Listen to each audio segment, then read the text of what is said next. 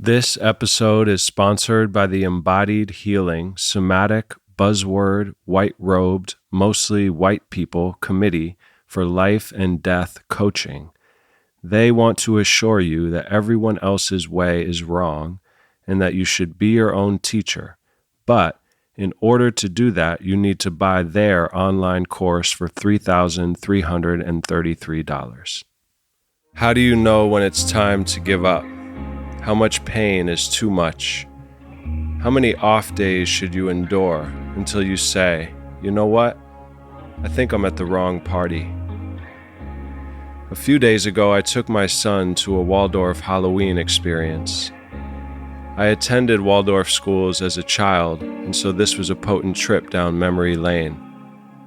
Watching the teachers and parents dressed up as fairies, gnomes, farmers, and witches performing vignettes for the children, I was struck by the contrast of fragility and power. Everyday people wearing magical costumes, creating a space for young minds to dream. Their dedication to the preservation of imagination and innocence at a time when it feels like the world has slipped into a dystopian nightmare astounds me. But is it too late? Can a handful of costumed adults do enough to combat the technological tidal wave and crushing loss of soul bearing down on these little people? This is amazing, my son whispered to me as we followed the silent angel leading us from one imaginary realm to the next. He was enchanted. His enchantment enchanted me. That's how this works, see? Fairy tales and myth are contagious and can sustain a heart through decades of wasteland wanderings, keeping a hope alive that right beneath the surface, another world whispers and waits. There were no heroes and villains in the vignettes, no one battling to save the world from evil, no robots, no fear.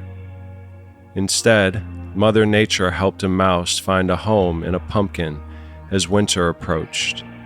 A fisherman and a mermaid fell in love.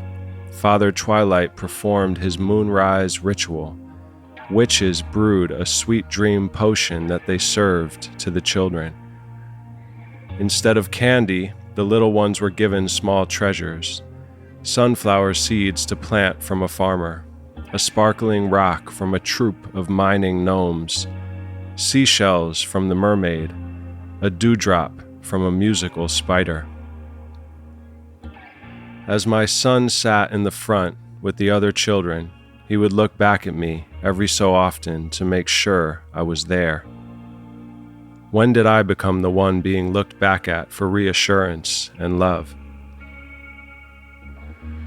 A few days later, at another small Halloween gathering, a group of children ran around wearing Darth Vader masks and Iron Man helmets, enacting dynamics they'd seen on a screen.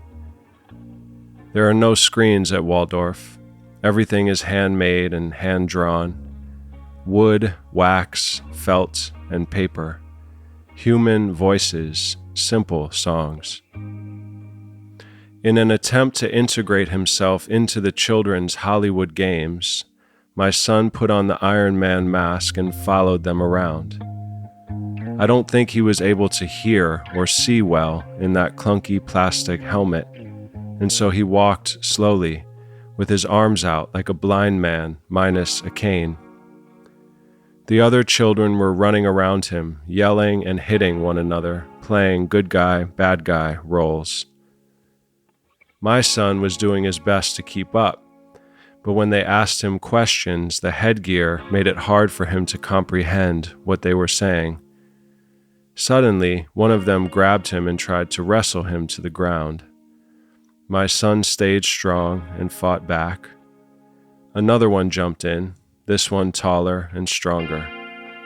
The new assailant wisely removed his helmet so he could maneuver more freely, giving him a clear advantage. My son was trapped in a plastic hero head, fighting against strangers while we parents ate snacks and chatted. All fun and games, right? Normal kid stuff. He fell to the ground and took off his helmet. One of the boys grabbed it and started running around yelling, "We killed Iron Man. Iron Man is dead." So, now my son had failed. He'd been killed in this imaginary world of make-believe. I saw his face tremble with grief. He bit his lip to fight back the rising tears. When I went to comfort him, he used me as a scapegoat for his pain. "You're making me sad," he said. I'm fine, but now I'm sad because you asked if I was okay." Okay, so this scene is obviously as seen through the lens of a highly sensitive, Waldorf-educated, self-proclaimed poet. But give me a fucking break. This is not how life has to be. We know better than this, don't we?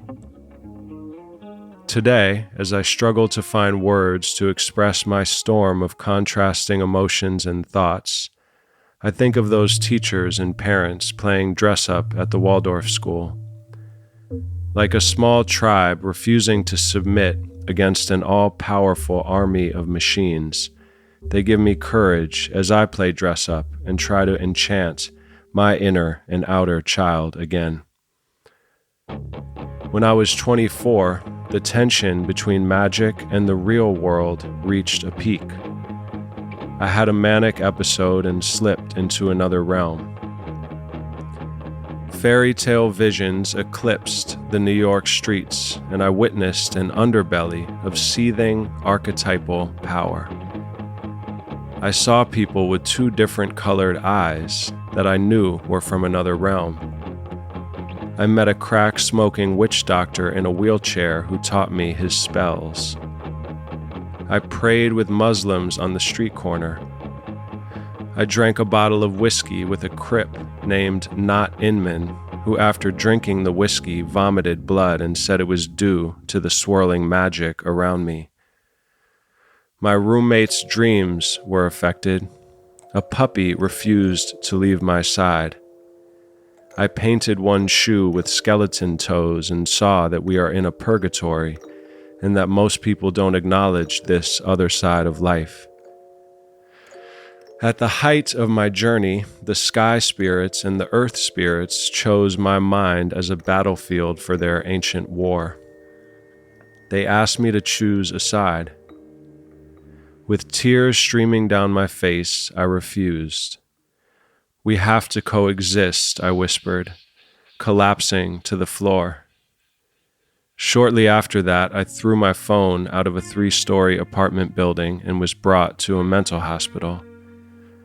It has taken me over a decade to integrate this experience, and I am still digesting what I was shown. Accompanying my son to these two contrasting Halloween events brought up this deep fractal in my psyche anew. The unspoken battle between Western culture and the invisible world. All around us, people wear masks of various identities and act like they're adults.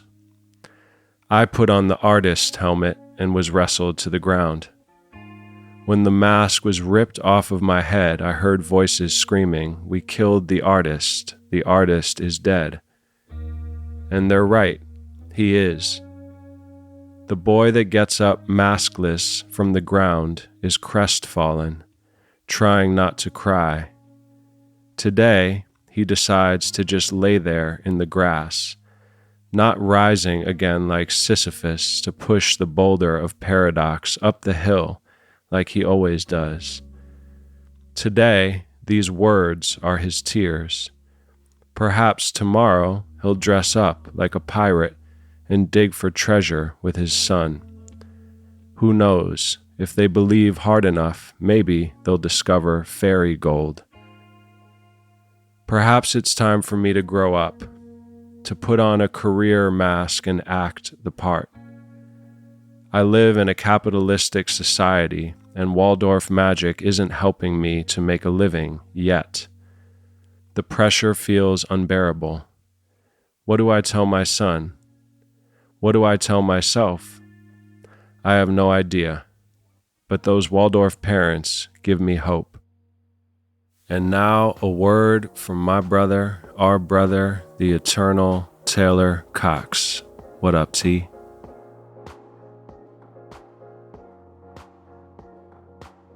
What is sadness but a person who forgets these fundamentals? That all life needs is only sunlight and water, soil and soul, sweat and breath. Watching a bird fly, seeing grace, sitting under a tree's shade, feeling rest. What is sadness but a person who forgets these fundamentals? My skin felt good burning in the sun in these 95-degree days. The sweet smell of sweat in the heat. The wind was like a mother's hum. Traced my toes in the canal waters as tide poles dove in the green algae. And then I realized, what do I have to be sad for? And then it ended. The end.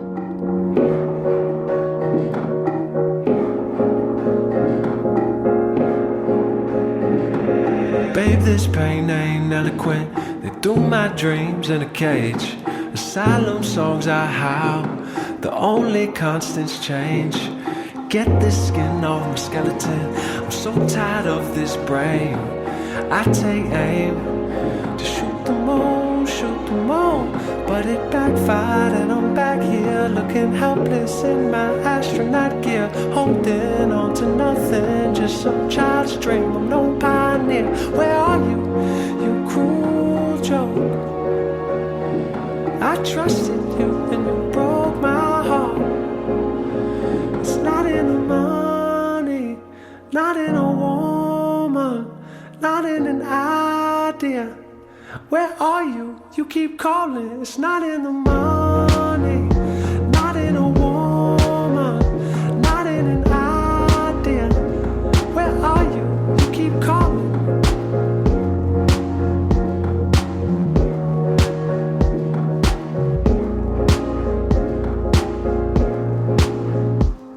An empty gave me the medicine to douse my madhouse of flames. My friends told me to chill, have a drink, take a pill. Suicide is irrelevant in this endless haunted maze. I take aim to shoot them all, but it backfired and I'm back here looking helpless in my astronaut gear, holding on to nothing, just some childish dream. No pioneer. Where are you, you cruel joke? I trusted you and you broke my heart.